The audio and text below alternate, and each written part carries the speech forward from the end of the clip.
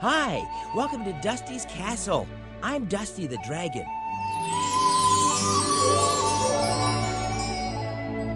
Well, right now, I'd like to share a fire safety story with you. It's all about a dragon and has a very important message. This story is called No Dragons for Tea. Listen. One warm, sunny day at the end of last week, my mom and I went for a walk to the creek. As I raced down the hill in my little red wagon, I veered to the left and smacked right into a dragon. I suppose he could see there was fear in my eyes as I jumped to my feet, quite filled with surprise.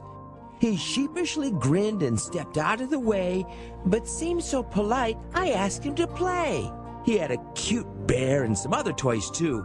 With my shovel and pail, we had oodles to do.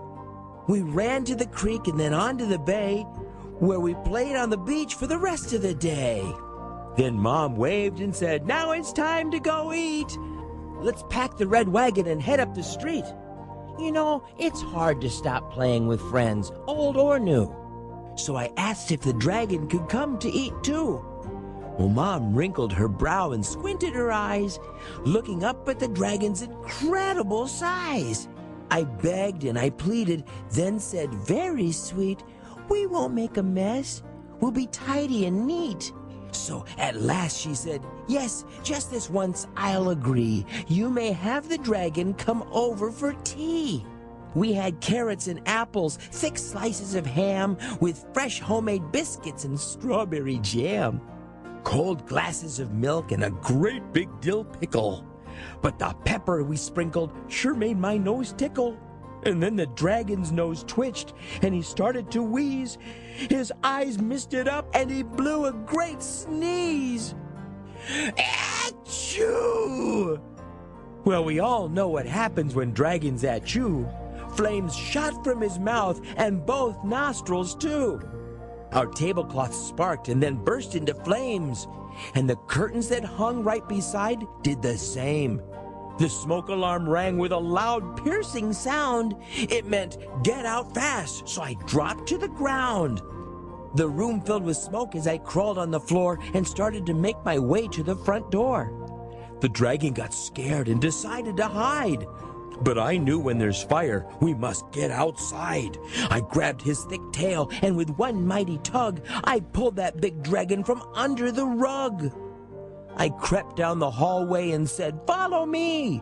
I know the way out. We must meet by the tree." You know, it's very important to have a meeting place. Do you have a meeting place? Well, good. So Mom and the dragon and I met there. Then that silly old dragon went back for his bear. That is not a very good idea, is it? We ran up and caught him and wouldn't let go. And I said, "Listen, dragon, here's what you should know.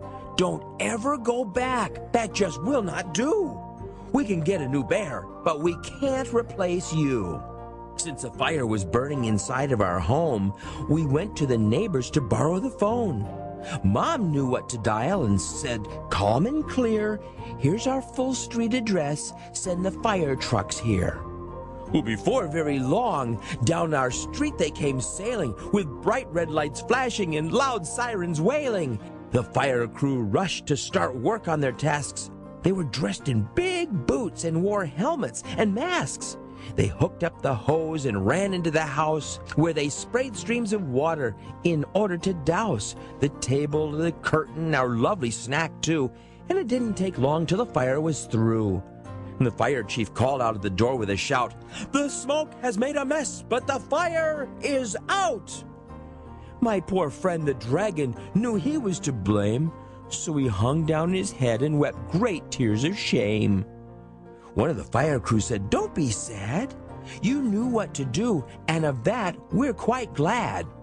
You all got out safely, and that's really what matters." And then she took us to see the big pump and ladders.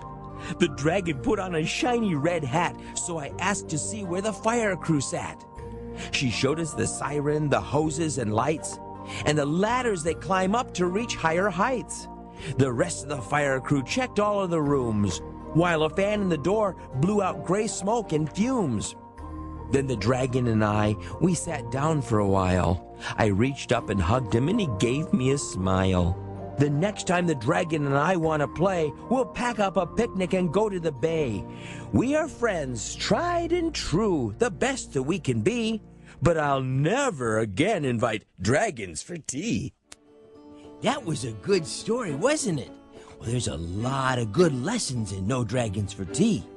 When smoke alarms sound, here's what you should do. Leave your toys all behind, 'cause there's only one you. Get down and stay low, crawling under the smoke, because breathing those fumes in just might make you choke. If your clothes catch on fire, don't run all about. Stop, drop, and roll till the flames are all out. Don't open a door if the handle feels hot.